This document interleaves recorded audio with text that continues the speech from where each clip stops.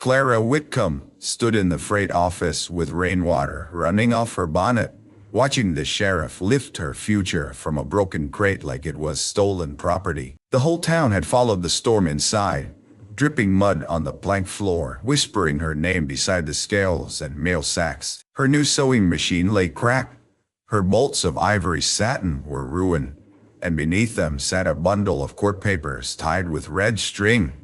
Papers the judge swore had vanished from his desk. By sunset, Clara was supposed to sign a dressmaking contract that would free her from debt. Instead, she was being marched toward a courtroom where a wrong verdict waited like a noose. Only one man in that room saw the fear behind her silence, and he had every reason to stay out of it. Before we begin, let me know where you are watching from.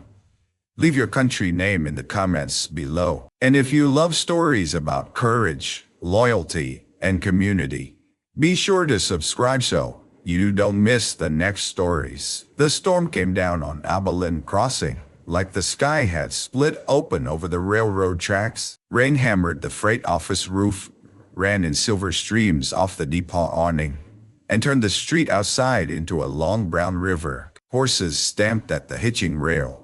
Wagon wheels sank deep into mud.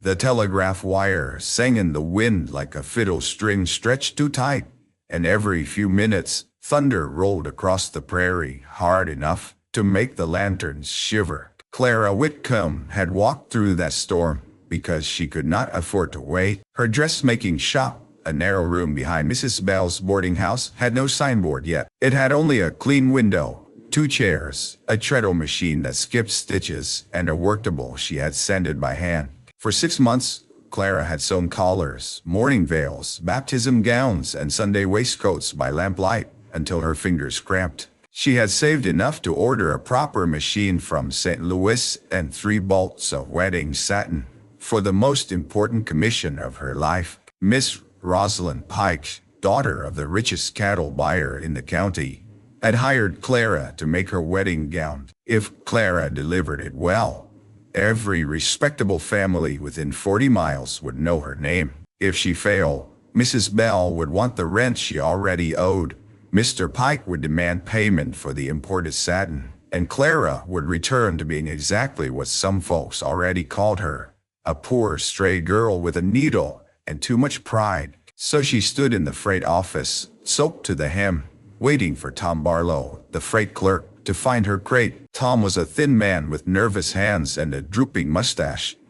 He moved behind the counter as if every package had teeth. "Whitcomb," he muttered, dragging one finger down the ledger. "See, Whitcomb, sewing machine fabrics sundries. Came in on the 11 o'clock freight." "Then it is here?" Clara asked. "It ought to be."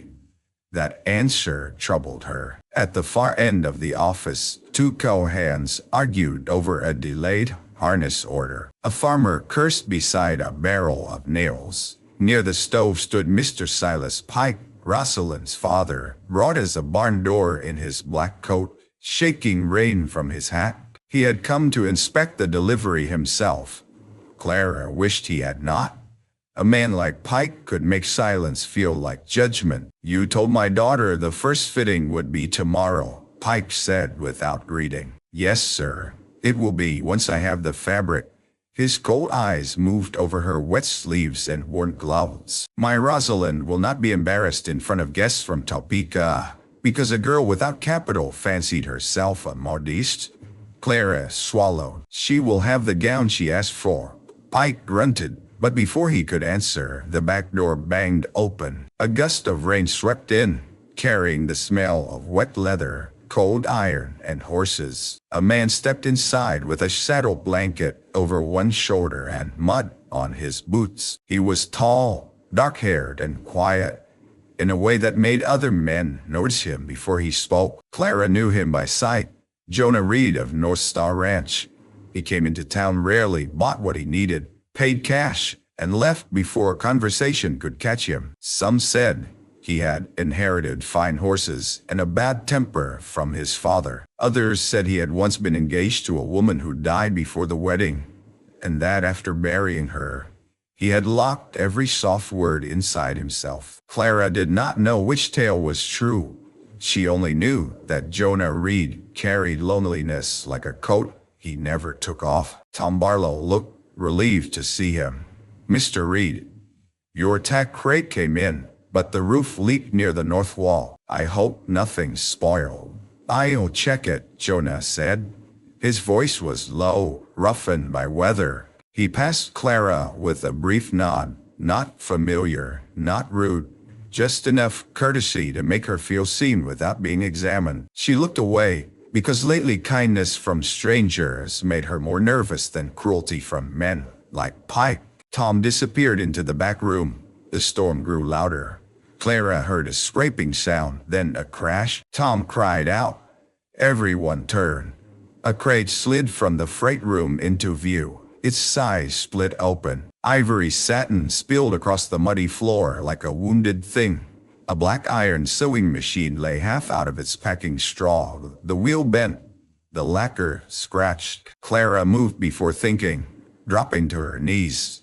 "No," she whispered. She touched the satin and felt grit between the folds. Rainwater had darkened the edges. One corner of the crate had been crushed as by a heavier box set on top. Pike strode forward. "Is that my daughter's material?" Clara could not answer. Tom stood pale in the doorway. "There's more." He reached inside the broken crate and pulled out a bundle wrapped in oilcloth. It was tied with red string. A seal pressed in wax had cracked along one edge. The room went still. Judge Ambrose Bell, who had entered unnoticed from the rain, took one step forward. He was Mrs. Bell's brother, a stern man with silver whiskers and a reputation for hard verdicts. "That seal is from my chambers," he said. Tom's mouth worked soundlessly. The judge seized the bundle, opened it, and stared. His face changed. Sheriff Wade, who had been drinking coffee near the stove, set down his cup. "Judge, these are the papers from the Harper Land Appeal," Judge Bell said. "The very papers missing from my locked desk since Tuesday." A whisper ran through the freight office. Clara rose slowly, hands muddy, heart knocking against her ribs. "I have never seen those before," she said. The judge looked at the broken crate, then at her. "Your name is on the bill of lading, but I did not pack it." Silas Pike turned on her with ugly satisfaction. "You expect us to believe court papers walked into your crate by themselves?" "I expect you to believe I ordered satin and a machine." Tom Barlow lifted the ledger with trembling fingers. "It says received under C. Whitcomb. Freight charge paid on arrival." I have not paid," Clara said. "I came to pay now." Tom looked down, confused. "There's a mark here." "Paid." Pike let out a sharp laugh. "So, the girl cannot even keep track of her lies." A sheriff approached her. He was not cruel, but he was a man used to choosing order over mercy. "Miss Whitcomb, you'll need to come with me until this is sorted." The words struck harder than thunder. Clara saw the town through the open door. The saloon windows glowing dull gold. The church steeple blurred by rain. The muddy street where women would soon cross to avoid her. She saw Rosalind's unfinished muslin pattern hanging in her shop. She saw Mrs. Bell's face when she heard the charge. She saw every careful stitch she had made toward a decent future unravel at once. "Sheriff," Jonah Reed said. Everyone looked at him. He had crouched beside the crate, one hand on the broken plank. He held up a splintered piece of wood with a shipping stamp burned into it. "This crate was re-nailed," he said. Tom blinked. "What?" Jonah stood. "See the old nail holes. Lid's been open and put back. Not by a factory packer." Judge Bell's mouth tightened. "That might be, Mr. Reed, but it does not explain how my papers came to be inside Miss Whitcomb's freight." "No," Jonah said. "It explains that someone else had hands on it." Pike scoffed. "A rancher playing lawyer now." Jonah did not turn his head. "A man looking at wood." Clara felt a strange thing then. Not rescue, not yet. Just one narrow board beneath her feet, where there had been none.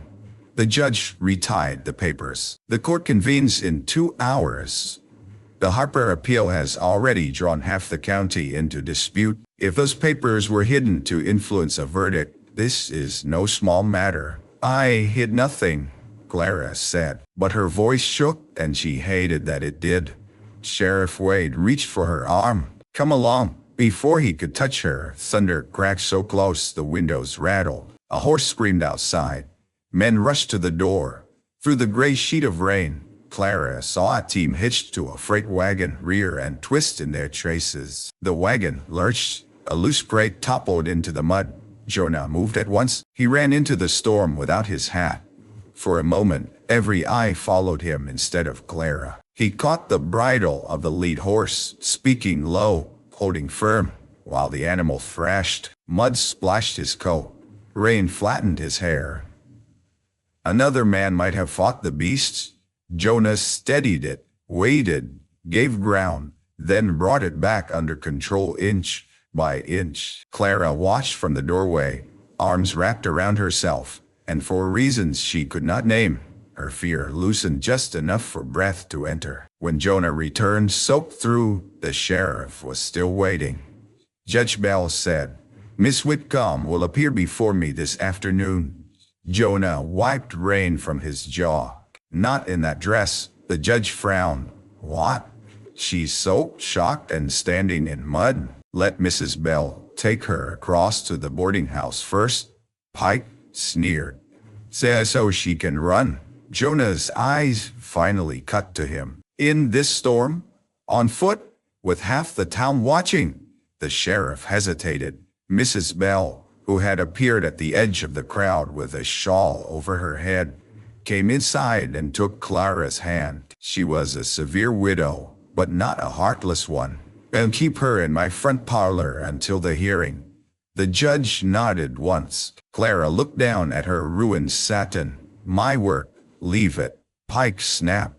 It is evidence now. Evidence. The word settled over her future like black cloth as Mrs. Bell led her into the rain. Clara glanced back once. Jonah Reed stood beside the broken crate, staring not at the satin, not at the judge, but at Tom Barlow's freight ledger. And in his face, beneath all that silence, she saw the first sign that he did not believe the story the town was already telling. By 3 o'clock, the storm had not broken.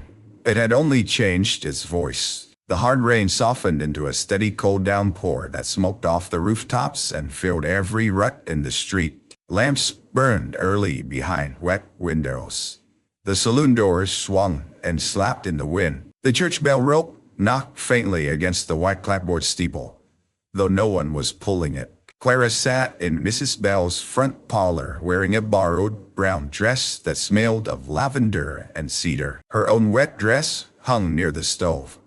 Her hands had been scrubbed clean, but she still felt mud under her nails. Mrs. Bell stood by the window. You should have told me you were in debt, she said. Clara stared at the rug. I am not in the habit of announcing my debts. No, you are in the habit of carrying them like a sack of flour until your knees buckle. There was no tenderness in the words, but there was worry beneath them. Clara had rented the back room from Mrs. Bell after coming west from Missouri with one trunk, one sewing basket, and a letter from an aunt who had died before Clara reached her. She had told the town little. She had learned early that a woman without family became whatever story people found convenient. At first, they called her industrious. Then they called her proud. Now, by supper, some would call her criminal. The parlor door opened, and Sheriff Wade stepped in. Judge is ready. Mrs. Bell handed Clara a shawl. Keep your chin level. Clara almost smiled. Is that legal advice? Here is woman's advice. Older and more useful. The courtroom occupied the rear of the town hall, past the jail office and beneath a ceiling that leaked near the stovepipe. By the time Clara entered, benches were filled. Ranchers, merchants, churchwomen, and cowhands crowded shoulder to shoulder. Even Rosalind Pike sat in the front row, pale and uncertain, under a blue bonnet. Silas Pike stood near the judge's table, speaking with the confidence of a man who owned land, cattle, and half the opinions in town. Jonah Reed stood at the back wall. Clara noticed him before she meant to.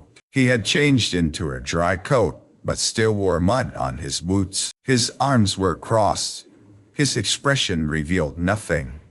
Judge Bell called the room to order. The matter, he explained, concerned missing legal documents tied to the Harper land appeal. The Harper widow claimed that Pike's Cattle Company had fenced land her husband purchased before his death. Pike claimed the deed was false. The missing papers included testimony, survey notes, and the original filing schedule. Without them, the judge had been prepared to dismiss the widow's appeal. Then those papers had appeared inside Clara Whitcomb's freight crate. The room breathed in around her. Clara understood then that this was larger than ruined satin, larger than one dressmaker's name. If the papers had stayed hidden, Mrs. Harper might lose her land. If they were found in Clara's crate, someone could claim Clara had stolen them to help the widow, or worse, that she had been paid to hide them and fail. Judge Bell looked at her over his spectacles. "Miss Whitcomb, did you at any time enter my chambers?" "No, sir." "Did you speak with Mrs. Harper regarding her appeal?" "I hemmed 2 dresses for her daughters last month. We spoke of weather, school, and the price of flour." A few people murmured. "Did she give you anything to conceal?" "No." Silas Pike stepped forward. "Your Honor, may I ask whether Miss Whitcomb has recently suffered financial difficulty?" Clara's face warmed. Judge Bell hesitated, then allowed it. Pike turned to the room, as much as to her. "Is it not true you owe rent to my sister?" Mrs. Bell stiffened in the second row. Clara answered quietly, "I owe 2 weeks, and did you not order goods beyond your present means?" "I ordered goods for a commission your daughter signed." Pike's eyes narrowed. "A commission, now impossible to fulfill." Rosalind looked down at her gloves.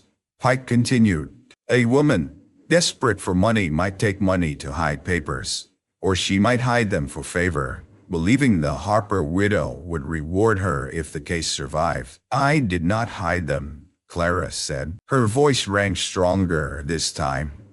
Pike smiled thinly, then explained the paid freight mark. "I cannot explain the papers. I cannot explain why your crate was open. I cannot." Each answer felt like another nail driven into her name. Then Jonah Reed spoke from the back. "Ask Tom Barlow who paid the freight." Judge Bell frowned. "Mr. Reed, this is not a saloon debate." "No, sir. It's a hearing, and the clerk's ledger says paid." Somebody paid. All eyes moved to Tom Barlow, who sat near the stove, twisting his cap. Judge Bell called him forward. Tom shuffled up, pale as tallow. He swore his oath with a trembling hand. "Who paid Miss Whitcomb's freight?" the judge asked. Tom swallowed. "I don't rightly recall." Pike snapped. "You made the mark?" Yes, sir." "Then you received the money." "I receive money all day." Jonah pushed off the wall. "Was it coin or scrip?" Tom blinked. "What?" "Freight charges under $5 are usually coin. Larger charges, sometimes bank scrip.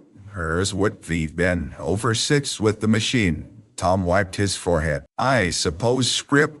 "You suppose?" "I don't remember." Pike barked. "This is nonsense." Jonah's gaze stayed on Tom. "Did the payer sign?" Tom looked toward Pike for half a second. It was small, so small a careless person might miss it. Clara did not. Neither did Jonah. Judge Bell leaned forward. "Mr. Barlow." Tom's voice cracked. "No signature." The judge's expression darkened. "Convenient." Pike slammed his hand on the table. "This rancher is trying to muddy clean water," Jonah replied. "Water's already muddy." A few men chuckled, but the judge silenced them. Then Sheriff Wade entered from the side door holding another paper. Your Honor, the telegraph office just sent this over. Tracks east are washed near Cedar Creek. No freight agent from Junction City can be reached until morning. That meant no confirmation of who had handled Clara's crate before it arrived. Judge Bell sat back. Clara felt the verdict moving toward her, slow and wrong, like a train unable to stop. Given the seriousness of the matter, the judge said, and given the evidence presently before this court, I am inclined to hold Miss Whitcomb. The room went very still. Jonah took one step forward. Your Honor, the judge's patience thinned. Mr. Reed, I'll stand bond for her. The words struck the room harder than thunder. Clara turned. Jonah looked at the judge, not at her. I own North Star Ranch free and clear, he said. 2,700 acres, horse stock, barns, water rights. I sign whatever paper you want stating shall appear when called. Pike laughed with disbelief. You would risk your ranch name for a woman you barely know. Jonah's jaw tightened. I'm not risking it for what I know. I'm risking it for what I saw. And what did you see? A crate open and re-nailed. A clerk too scared to remember. A man too eager to hang the nearest poor woman before supper. The courtroom erupted. Judge Bell pounded his gavel. Clara could hardly breathe. No man had ever placed his name between her and ruin. Not her father, who had drunk away their home. Not her uncle, who had promised help and sent none. Not any customer who praised her stitches while bargaining down the price. Jonah Reed, who had spoken to her only once before that day, had done it without even asking for gratitude. The judge studied him for a long moment. Very well, he said. Miss Whitcomb will be released into Mrs. Bell's supervision until tomorrow morning. Mr. Reed will sign bond. The court will reconvene once freight testimony can be obtained. Pike's face hardened. This is foolishness. Judge Bell looked tired. It is the law. Clara should have felt relief. Instead, she felt the weight of Jonah's sacrifice settle over her shoulders. Outside the courtroom, people parted for her, but not kindly. Some stared, some whispered. Rosalind Pike approached, wringing her glove. She said softly, I do not know what to think. Clara looked at the young woman whose wedding gown had become mud-stained evidence. Neither do I. Rosalind's eyes filled. Father says I must hire a seamstress from Topeka. Then you should. The words cost Clara more than she expected. Rosalind hurried away. Mrs. Bell took Clara's arm, but the sheriff stopped Jonah near the door with papers for the bond. Clara watched Jonah sign. His handwriting was firm, plain, and quick. Silas Pike stood nearby, smiling with the kind of satisfaction that promised revenge. When Jonah finished, he turned toward Clara. For the first time, they stood close enough that she saw the rain-dark lashes around his gray eyes. You did not have to do that, she said. I know. Then why? He looked past her toward the freight office across the street. Because I've seen a wrong story harden before the truth got its boots on. Something in his voice told her he was no longer talking only about her. Mrs. Bell cleared her throat. Miss Whitcomb is to stay with me. Jonah nodded. She should, but the back room of your house has a window facing the alley. If somebody planted those papers, they might not be done. The sheriff frowned. You think she's in danger? I think whoever opened that crate expected those papers to stay hidden until the case was dismissed. Finding them early makes Miss Whitcomb useful to blame and dangerous if she remembers anything. Clara said, I remember nothing. Not yet, Jonah said. The storm rattled the windows. Across the street, a lantern burned in the freight office where her ruined future lay under watch. Mrs. Bell drew her shawl tighter. Where do you suggest she go, Mr. Reed? The jail. Jonah looked at Clara then. Not commanding. Not soft. Simply steady. North Star has a spare room off the ranch kitchen. My housekeeper is there, so is my foreman's wife. She'll be safer beyond town until morning. Pike's voice cut from behind them. How touching. the accused dressmaker hidden away at a bachelor ranch. Clara flinched. Jonah's expression went cold. Mrs. Bell lifted her chin. I will accompany her myself. Pike had no answer for that. And so before dusk, Clara Whitcomb rode out of Abilene Crossing in a covered wagon beside Mrs. Bell, with Jonah Reed on horseback ahead of them, leading the way through rain, mud, and a town already deciding what kind of woman she was. North Star Ranch lay 5 miles west of town, beyond a low ridge where the prairie opened wide and the wind had room to run. By the time the wagon reached it, evening had settled blue and heavy over the land. The rain slowed to a mist, but water dripped from every fence rail and cottonwood branch. Lanterns glowed in the barn. Horses nickered from the corrals. Somewhere inside the ranch yard, a dog barked once, then came trotting through the mud with its tail high. The house surprised Clara. She had expected roughness, perhaps a dark bachelor dwelling with dirty boots at the door and cold ashes in the stove. Instead, North Star's main house was plain but well-kept, built of strong timber with a deep porch and green shutters. Lamplight warmed the kitchen windows. Smoke rose steady from the chimney. A row of clean milk pans sat upside down near the back step. A woman opened the door before Jonah dismounted. Land's sakes, Mr. Reed, you look drowned, she called. Then her gaze moved to Clara and Mrs. Bell. Her expression changed, not with suspicion, but with quick understanding. Come in out of the wet. This is Mrs. Alma Price, Jonah said. She keeps us from living like wolves. Alma was round-faced, sharp-eyed, and flour-dusted at the elbows. Her husband, Ben Price, served as Jonah's foreman. Within minutes, she had Clara seated near the kitchen stove with a cup of coffee in both hands and a quilt around her shoulders. Mrs. Bell spoke privately with Alma, no doubt explaining enough to preserve propriety. Clara caught words like court, bond, and Pike. Alma's mouth tightened at Pike's name. That man would charge a baby for crawling across his grass. Mrs. Bell gave her a look. Alma shrugged. I said what I said, despite everything. Clara almost laughed. The ranch kitchen smelled of beans, wood smoke, coffee, and wet wool. Tin plates were stacked near the sink. A lantern hung above a long table scarred by years of meals and mending. On one wall, pegs held coats and hats. On another, a shelf displayed jars of peaches, dried apples, and a Bible with a cracked leather cover. Clara had not felt safe all day. She did not feel safe now exactly, but the kitchen had a living warmth that pressed gently against her fear. Jonah came in last, having seen to the team. Water dripped from his coat. Alma pointed at him with a spoon. Boots, he stopped, looked down, and removed them without argument. That, more than his bond in court, startled Clara. Men who commanded land often expected small rules to bend around them. Jonah Reed obeyed his housekeeper's kitchen law like any hired hand. Mrs. Bell noticed too. I will stay the night, she said. Room's ready, Alma replied. Clara stood quickly. I do not want to trouble anyone. You are trouble already, Alma said, not unkindly. Might as well sit while you're doing it.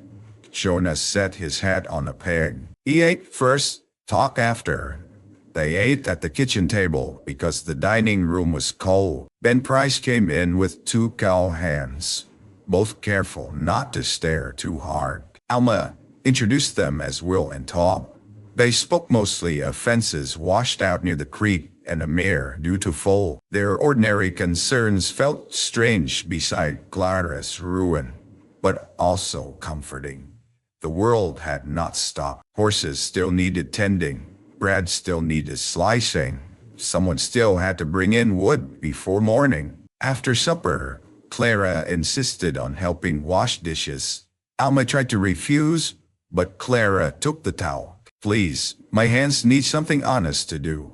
Jonah, who had been filling the wood box, looked at her then. Something like respect moved across his face and vanished. Later, the storm returned.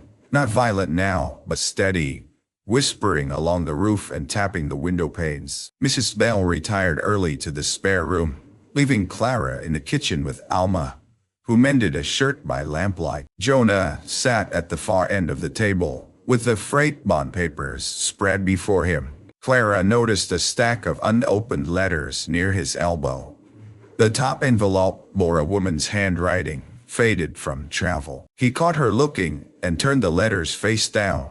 "I'm sorry," she said. "No harm." Alma looked between them, then stood. "I'm going to check the bread sponge." That was plainly untrue, as the bread sponge sat on the shelf beside her. Clara and Jonah were left with the rain. For a while, neither spoke. Then Clara said, "You mentioned a wrong story hardening before truth got its boots on."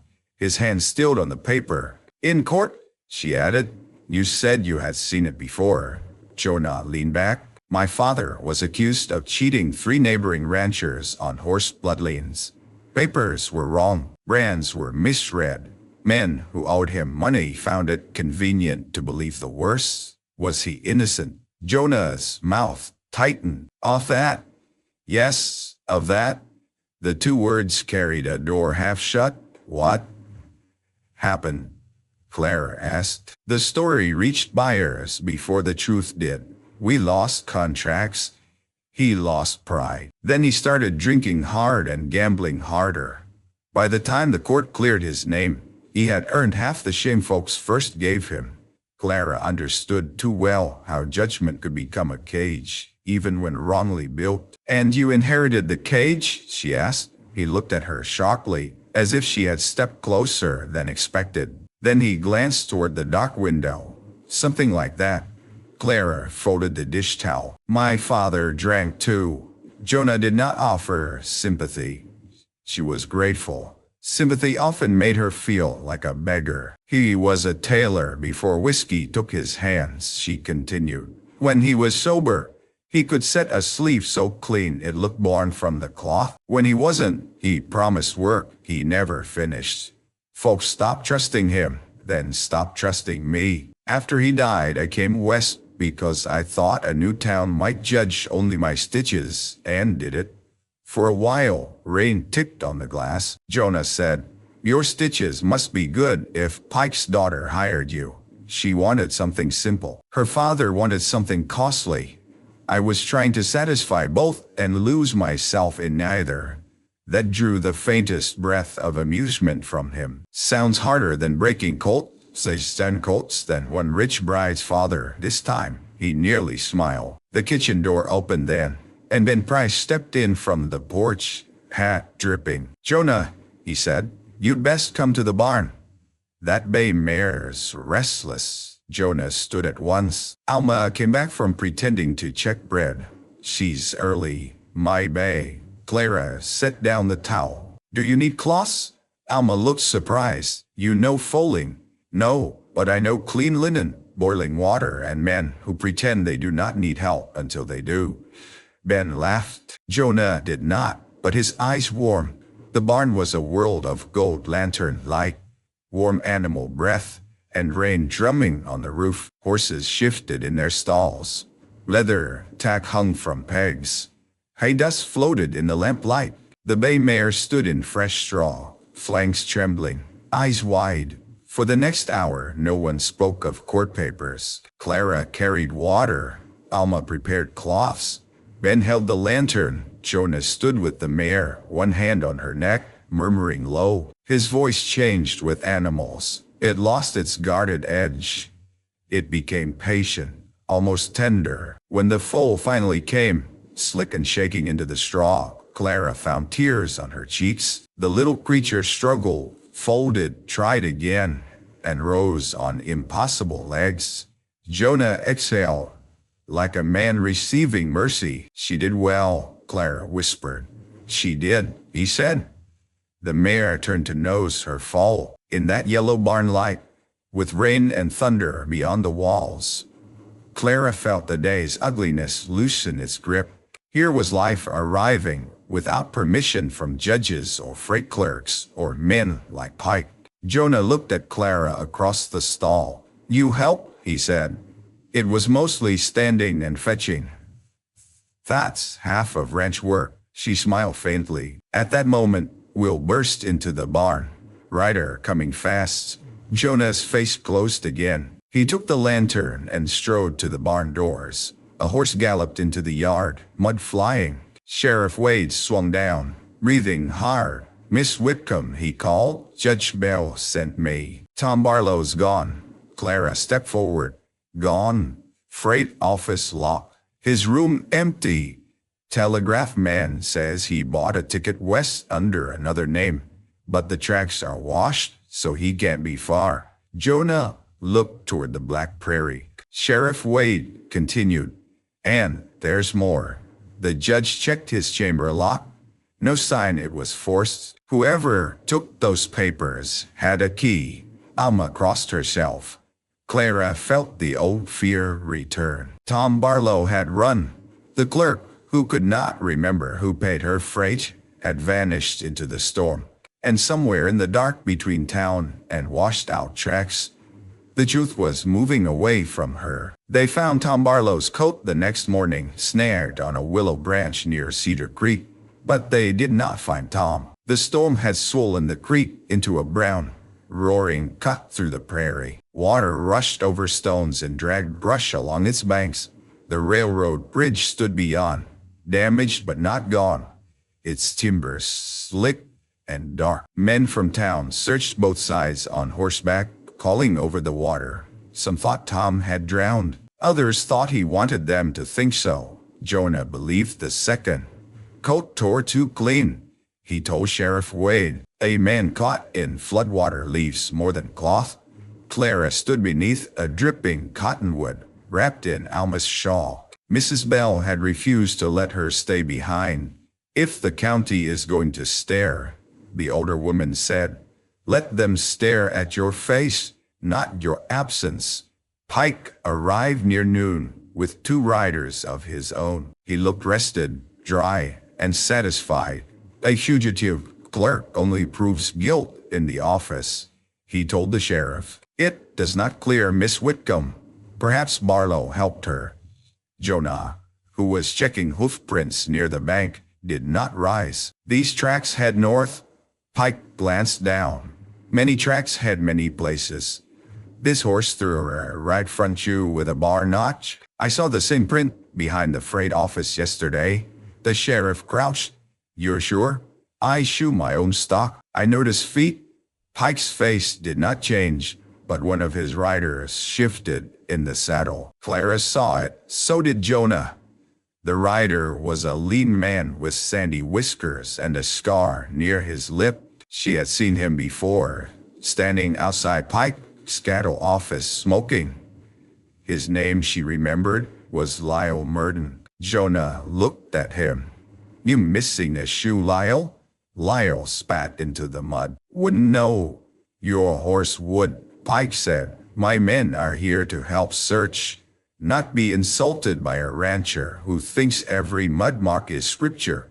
The sheriff stood. "No one leaves town limits until this is settled." Pike laughed. "On whose authority?" "Mine." For the first time, Clara saw anger flicker in Pike's face. Not fear, not guilt, anger that anyone would dare slow him. The search continued. Near evening, they found something else. A girl from the telegraph office, young Nora Ames, came running through the mud toward the sheriff. She held a scrap of paper in her fists. "I wasn't going to say," she gasped. "I was scared. But Mrs. Bell told Reverend Cole, and Reverend Cole told my mother. And my mother said fear is how bad men hire silence." The sheriff took the paper. "Slow down." Nora looked at Clara, eyes wide with apology. "Tom gave me this to burn yesterday morning. Said it was spoiled freight copy." "What is it?" Jonah asked. The sheriff unfolded the scrap. It was a torn shipping receipt. Most of the writing had blurred from damp, but one line remained clear. "Paid by SP." Silas Pike's nostrils flared. "Many men have those initials," Jonah said. "Not many with reason to move court papers and ruin the woman whose crate carried them." Pike stepped closer. "Careful." Jonah did not move. I am, but proof was not yet proof enough. SP could be explained. Tom was missing. Lyle's horse track might mean nothing. And the judge, though troubled, would not accuse a powerful cattleman on a torn receipt and suspicion. That night, North Star Ranch filled with tension. Mrs. Bell stayed again. Sheriff Wade stationed a deputy near the lane. Alma baked in silence, striking dough harder than needed. Ben and the hands checked rifles, but kept them out of sight. Jonah stood on the porch after supper, watching the darkness beyond the lantern glow. Clara joined him with a shawl around her shoulders. The rain had stopped at last. Clouds tore open in the west, revealing a narrow band of red sunset beneath the storm. The ranch yard smelled of wet earth, manure, hay, and wood smoke. In the barn, the new fall nickered softly. I keep thinking about the receipt, Clara said. If Pike paid my freight, why mark it under my name? So the crate would be accepted and not questioned. But why put the papers in my crate at all? Why not burn them? Jonah leaned his shoulder against the porch posts. Maybe he meant to move them first, hide them in freight, send them out, bring them back after the appeal failed. But the storm delayed trains. Your crate broke. Plan went bad. Then he used me? Yeah, the plainness of it hurt, but she preferred it to comfort. Clara watched a drop fall from the porch roof. All my life, men like Pike have seemed too large to fight. They own rooms before they enter them. They speak, and people rearrange truth around their comfort. Jonah's gaze stayed on the yard. They're large until they bleed. She looked at him. That sounded less peaceful than I meant, he said. No, it sounded honest. A quiet passed between them. Then Clara said, there is something I have not told the judge. Jonah turned. She pulled the shawl tighter. The night before the freight arrives, I stayed late in my shop, cutting muslin. I heard men in the alley behind Mrs. Bell's house. One voice was Tom Barlow's. I did not hear the other clearly, but Tom said, not her crate. She's got nothing to do with land. And the other man said, that is why she'll do. Jonah's face sharpened. Why didn't you say this? Because I could not swear who spoke. Because I was afraid it would sound invented after the fact. Because women like me learn that a weak truth can be twisted into a stronger lie. He absorbed that. You have to tell Wade. I know. Tonight, she nodded. Before either could move, a sound came from the dark. A horse snorted near the corral. Jonah straightened. The deputy at the lane shouted, who's there? A gunshot cracked. The porch lantern exploded. Clara gasped as glass burst across the boards. Jonah seized her and pulled her down behind the water barrel. Another shot struck the porch rail. Horses screamed. Men shouted from the bunkhouse. Ben fired once toward the ridge. In the darkness, Jonah's arm shielded Clara's shoulders. Stay low, he said. Her heart pounded so hard she could not answer. Hooves thundered away beyond the corral. Within minutes, the yard filled with men carrying lanterns and rifles. No one had been hit. The deputy swore he had seen two riders, maybe three, faces covered. Sheriff Wade, summoned from the bunkhouse where he had been taking coffee, found a note pinned to the gate with a knife. Jonah held the lantern while the sheriff read aloud. Tell the dressmaker to forget the alley, or North Star burns. Clara went cold. Jonah looked at her. You said no one knew, he murmured. No one did. Mrs. Bell stood behind them, pale. Unless someone was listening at the parlor window or in the courthouse hall. The sheriff folded the note. Miss Whitcomb, what alley? Clara told him everything. This time her voice did not shake. By the end, Sheriff Wade looked older. I'll take your statement under oath. Pike's name hung unspoken in the wet night. Jonah turned to the men.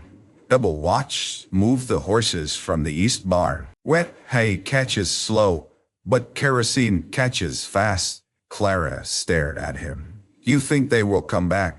You think they will come back? I think they hope fear would do the work first, and if it doesn't, He met her eyes. Then men who hide in storms learn what daylight costs.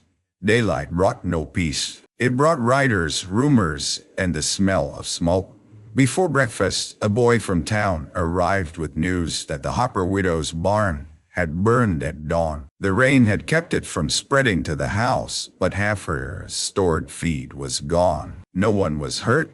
No one saw who lit it. By 8 o'clock, church bells rang, not for worship but warning. By 9, church bell called an emergency hearing. Clara rode into town in Jonah's wagon between Mrs. Bell and Alma. Jonah followed on horseback with Ben and two hands. As they passed the first houses, curtains moved. Men paused under awnings.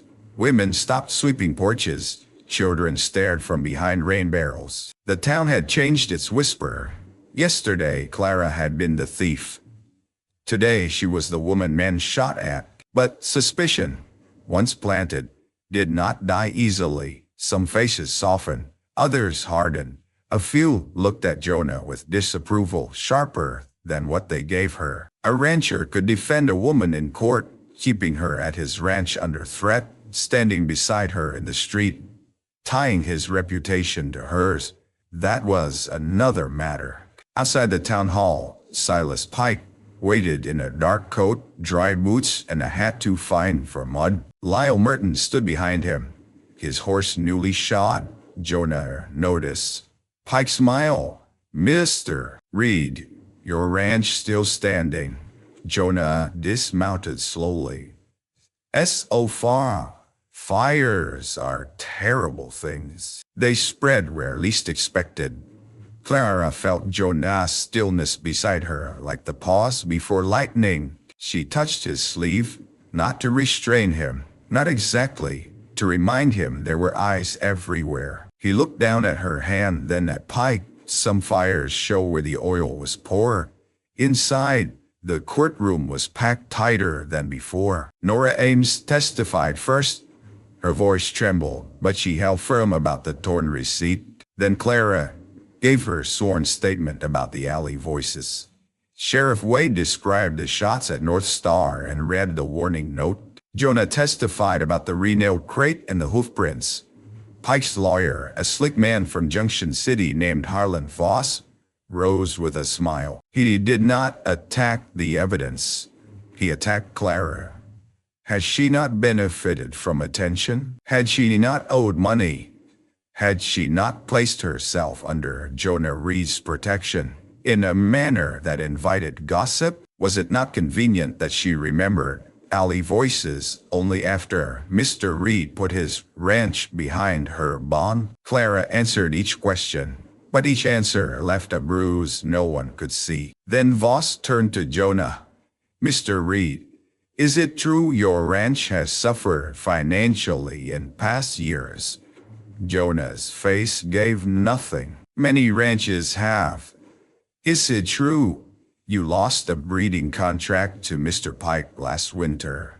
"Yes, yes, well, too true. You resent him." "And admire him." A ripple moved through the room. Voss smiled wider. "So your accusations might be personal.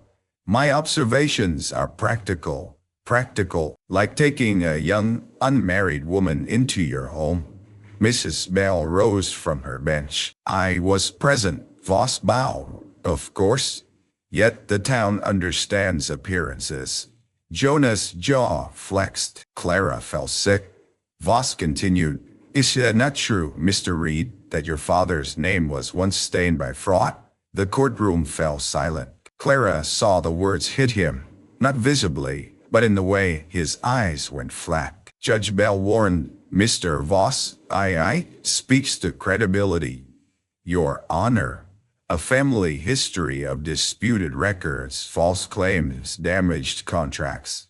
Jonah said nothing. Clara wanted him to defend himself, to speak with the same force he had used for her. But he stood still, letting old shame circle him like wolves. Voss turned to the judge. "This is a desperate woman, defended by a resentful rancher from a questionable lie. Against that, We have no direct proof tying Mr. Pike to any crime. Then the back door opened. Rosalind Pike stepped inside. Her face was white. Her blue bonnet trembled in her hands. "Your Honor," she said, barely loud enough, "I have proof." Silas Pike surged to his feet. "Rosalind, sit down." She flinched, but did not obey. Clara stared at her. Rosalind walked forward and held out an envelope. "I found this in Father's desk this morning. I was looking for my mother's pearls. I know I should not have searched, but after someone shot at North Star, I could not sleep." Pike's voice dropped dangerously. "Daughter," Rosalind began to cry. "No, you do not get to use my wedding to ruin people." Judge Bell took the envelope. Inside was a letter from Tom Barlow to Silas Pike, written before the storm. It demanded the second half of payment for moving the judge's papers through outgoing freight and placing blame if trouble rose. The courtroom erupted. Pike shouted that the letter was forged. Ross demanded time. The sheriff moved toward Lyle Merton, but Lyle bolted for the side door. Jonah was faster. He caught Lyle by the collar and drove him against the wall, not with rage, but with hard-wrenched strength. Lyle swung once. Jonah took the blow and pinned him until the sheriff arrived. In Lyle's coat pocket, they found a key. Judge Bell took it, then sent the bailiff to his chambers. The key fit his desk lock. At last Silas Pike's face changed. Not much, but enough. Judge Bell ordered Pike and Lyle held pending formal charges. Ross protested until the judge threatened to hold him too. For one bright moment, Clara thought it was over. Then Pike turned to her as the sheriff took his arm. "You think this clears you?" he said. "Your shop is finished. My daughter will not wear your gown. No respectable bride will come near you now. You might win a hearing and still lose your future." His words found the wound exactly, because he was right. The satin was ruined. The machine was broken. The commission gone. Even cleared, Clara would remain a story people repeated when they wanted drama over tea. Court dismissed into chaos. Some townspeople apologized awkwardly. Others slipped away, embarrassed by their own certainty. Rosalind came to Clara sobbing. "I am sorry," she whispered. "I should have spoken sooner." Clara embraced her. "You spoke when it mattered. My father will hate me." Yes, Clara said softly. "For a while. Might be longer." Rosalind pulled back, startled by the honesty. "But you might sleep tonight," Clara said. "That is worth more than his approval." Outside, the clouds had broken. Sunlight struck puddles in the street. The train whistle sounded far off, delayed but coming. Jonah stood near the hitching rail, one cheek bruising where Lyle had hit him. Clara approached. "It is over," she said. He looked toward Pike's cattle office, the law part, maybe, and the rest. He did not answer. A wagon rolled past, splashing mud. Across the street, Tom Barlow was dragged from the back room of the saloon by a deputy and two railroad men. He had never made it west. He had hidden in the one place cowards often trusted, among noise, whiskey, and men. Paid not to notice. By afternoon, Tom had confessed enough to hang the scheme around Pike's neck. By evening, the town knew Clara was innocent. But innocence did not mend satin.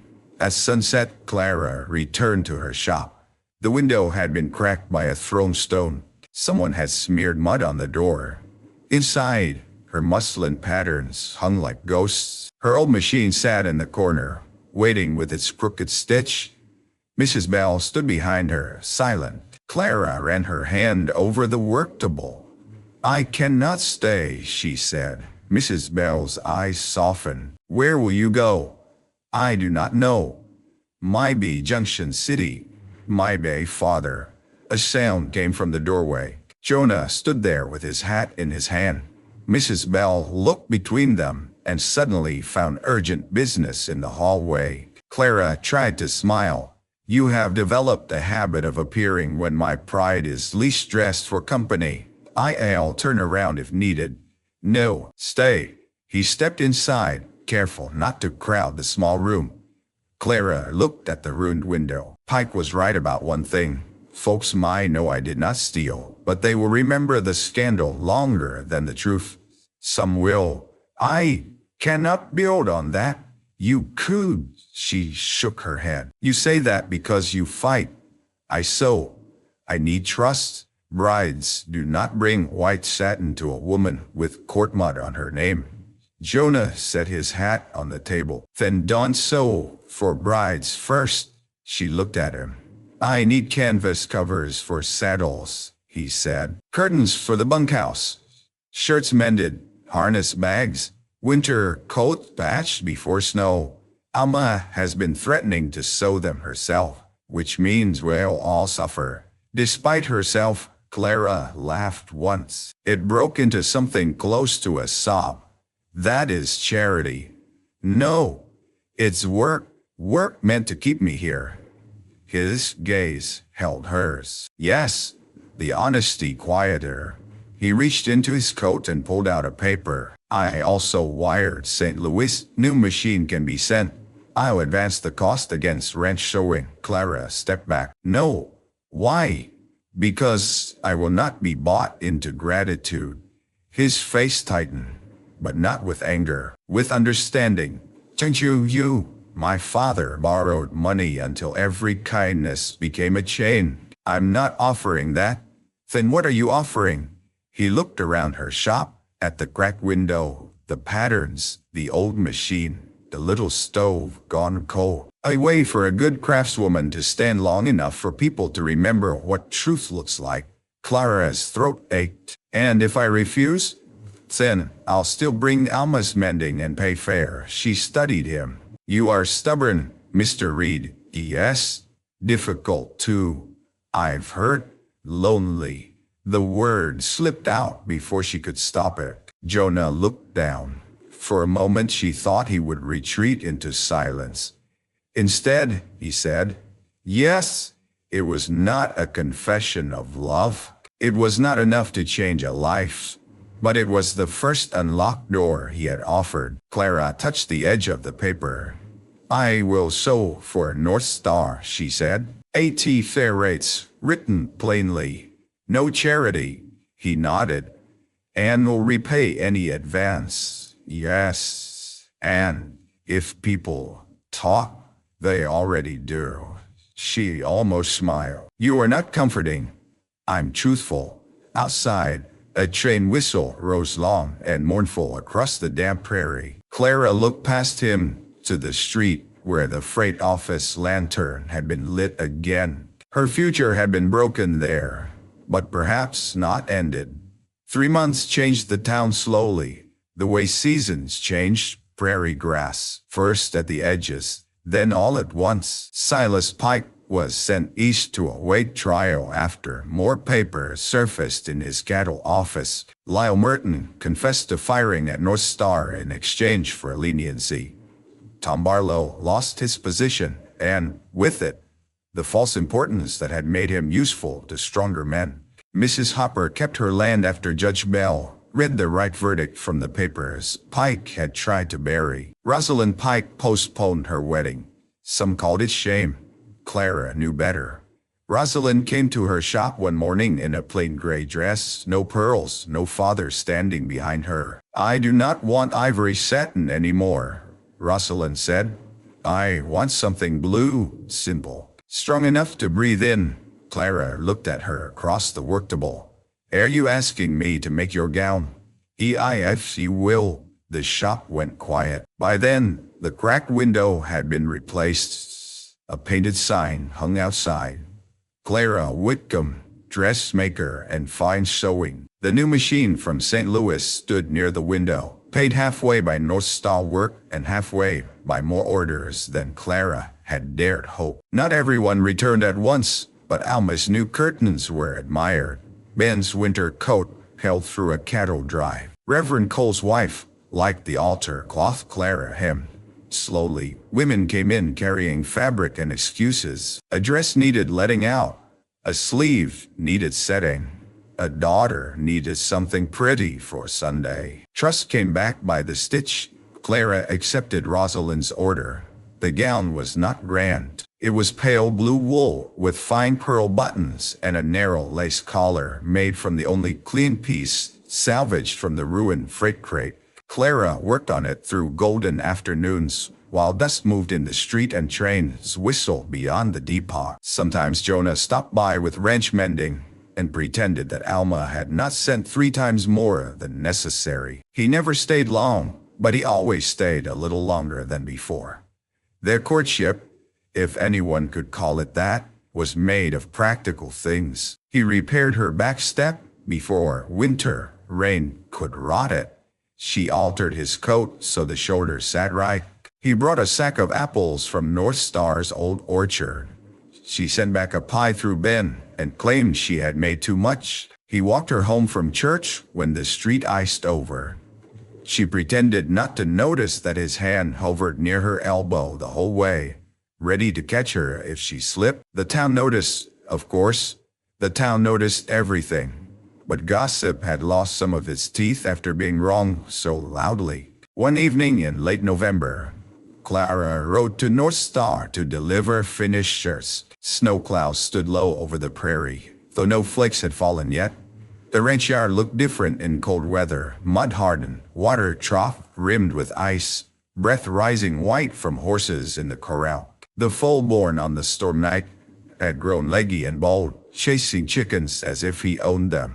Alma greeted Clara at the kitchen door. "He's in the barn, pretending not to wait for you." "Alma, what?" "I'm old enough to speak plain." Clara set the parcel on the table, cheeks warm. "Take him these," Alma said, handing her a lantern. "And tell him supper's in half an hour. If he says he's not hungry, tell him I'll feed his portion to the dog and let him watch." The barn smelled of hay, leather, and horses. Jonah stood near a workbench, polishing a bridle by lantern light. He looked up when she entered, and the guardedness that once lived in his face eased. "Miss Whitcomb, Mr. Reed." It had become a gentle joke between them. This formality neither needed, and both kept. She handed him the parcel. 3 shirts, 1 coat lining, 2 harness bags, all fairly billed. He took it. "You came all this way for a bill?" "I came because Alma said supper was stew." "That sounds more truthful." She smiled and moved toward the foal's stall. The young horse stretched his nose over the rail, sniffing her glove. "He remembers you," Jonah said. "I doubt that." "I don't. You were there when he stood up." Clara stroked the white mark on the foal's forehead. "I felt that night as if the world was ending. Then he arrived, all knees and stubbornness. Most beginnings look foolish at first." She looked back at him. The words settled softly. Jonah set down the bridle. "Clara, I have something to show you." He led her to the far side of the barn, where an old tack room had been cleared. Inside stood a wide table beneath a clean window, shelves along one wall, and a small iron stove newly black. Bolts of sturdy cloth rested in a corner. A dress form, second-hand but solid, stood near the table. Clara stared. "What is this?" "A workroom." "For whom?" "For you, if you want it." "Not instead of your shop," he said quickly. "I know better than that, but winter roads get bad, and North Star has enough sewing to keep you here some weeks." Alma said the kitchen table is not to become a tailor shop. Her words were sharper. Clara walked in slowly. The table was the right height. The window faced east for morning light. On the shelf sat a small jar filled with buttons sorted by color. That detail nearly undid her. "You made a place," she said. Jonah stood in the doorway, not entering until invited. "I did." "Why?" His hand tightened around his hat brim. For months he had shown care through hinges, apples, mending, escorted walks, and fair contracts. He had never asked for what she was not ready to give. He had never turned rescue into debt. Now the barn held its breath around them. "Because when you're here," he said, "the house sounds different after you leave." Clara turned. He went on, rougher now. "Because I spent years keeping North Star alive, and forgot it was supposed to be a home. Because I know folks once made you feel like needing help, meant losing dignity. And I do not want to be another man who takes more than he gives. Her eyes burned. I am not asking for an answer tonight, he said. I only wanted you to know there is room in the barn, at the table, in my life, if someday you choose it, outside. The first snow began to tick softly against the roof. Clara crossed the small room and stood before him. You once said you risked your name for what you saw, she said. Yes, what do you see now? His eyes moved over her face with a tenderness that no longer tried to hide itself. A woman who kept standing after her. Men tried to bend her into their lie. A woman who can turn torn cloth into something worth keeping. A woman I trust more than I trust my own fear. Clara let the words enter slowly. Then she reached for his hand, not because she needed rescue, because she chose him. I see a man who looks at broken things without calling them worthless, she said. A man who knows silence but still speaks when it matters. A man who made room before he asked me to enter. His fingers closed around hers, careful and warm. Is that a yes? He asked. To supper, she said, smiling through tears. To the workroom. To walking slowly and telling the town only what it earns the right to know. A laugh escaped him, quiet and disbelieving. Then, at last, he kissed her. It was not sudden. It was the answer to every porch silence, every fair payment, every muddy ride, every moment he had stood near without taking. Clara felt no thunder in it, no storm, no danger. Only warmth, only home, beginning in the gentlest possible way. Winter came hard that year, but North Star held. Clara kept her shop in town and her workroom at the ranch. By spring, women rode from neighboring counties for her gown, cut with clean lines and honest beauty. Rosalind married in blue, with no grand cattleman walking her down the aisle. Instead, Mrs. Harper stood beside her, and the church bell rang so brightly that even Judge Bell smiled. Months later, when the freight office reopened under a new clerk, Clara returned there with Jonah at her side. The day was clear, dust lifted under wagon wheels. A train waited at the depot, breathing steam. Sunlight flashed on the rails. The same counter stood inside, the same scales, the same plank floor where her satin had spilled into mud. But Clara was not the same woman who had knelt there in ruin. The new clerk brought out a crate marked for Clara Whitcomb. Jonah pried it open carefully. Inside lay a bolt of ivory satin sent by the St. Louis supplier after hearing how the first shipment had been destroyed. No charge, the letter said, for the dressmaker who deserved better freight luck. Clara touched the cloth and laughed softly. Jonah watched her. What will you make? She looked around the freight office where a wrong verdict had once waited just beyond the rain. Then she looked at the man beside her. His hat in his hands, his eyes steady as sunrise over open range. A wedding dress, she said. His breath caught. For a bride with mud in her past, Clara continued. And a future no judge gets to read wrong. Outside, the train whistle rose, long and bright. Horses shifted along the rail. The church bell began to ring noon over dusty streets and sunlit porches. And Clara Whitcomb, dressmaker of Abilene Crossing, carried the satin into the day beside Jonah Reed, not as evidence, not as charity, not as a ruined woman spared by mercy, but as a woman walking toward home with her name, her work, and her heart fully her own.